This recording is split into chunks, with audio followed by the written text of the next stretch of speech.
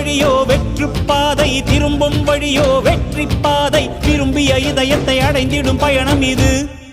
கடல் தாண்டும் பறவைக்கெல்லாம் வழியில் மரங்கள் கிடையாது. ஆனாலும் கண்டம் தாண்டும் சிறகுகள் வலிக்காது.